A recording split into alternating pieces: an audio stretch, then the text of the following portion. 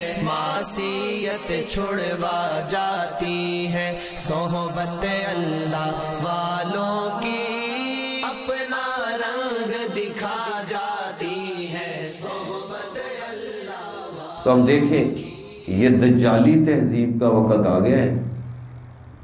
دجالی تہذیب میں یہی کچھ ہوگا جو ہو رہا ہے کہ زنا آسان ہو گیا ہے، نکاح مشکل ہو گیا، شرابیں عام لوگ پئیں گے،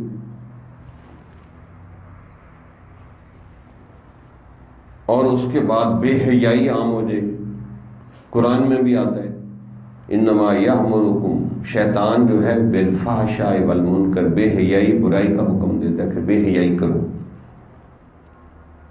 اب دیکھو بڑے بڑے کبیرہ گناہ ہو رہے ہیں، زناکاری، شراب اور چوری، نیک عورت کو تہمت لگانا، ہے جی، یہ بڑے بڑے گناہ ہو رہے ہیں، تو اس کو گناہ ہی نہیں سمجھتے۔ حتیٰ کہ یہ جو تمہارے موبائل کے اوپر کیسی کیسی گندی فلمیں آ رہی، لوگ دیکھ رہے ہیں، پرواہ کوئی نہیں۔ اور کبیرہ گناہ وہ ہوتا ہے جو شریعت نے جس پر سزا مقرر کی،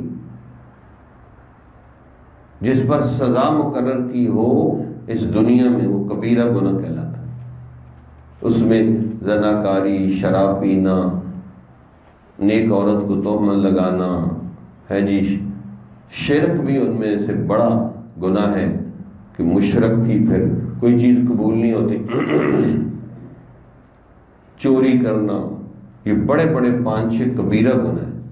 پھر اسی طرح دوسرے درجے کے گناہ ہیں کہ ماں باپ کی نافرمانی کر دینا ہے جی، اسی طرح بے ادبی کرنا، تو بہت سے ایسے گناہ ہیں۔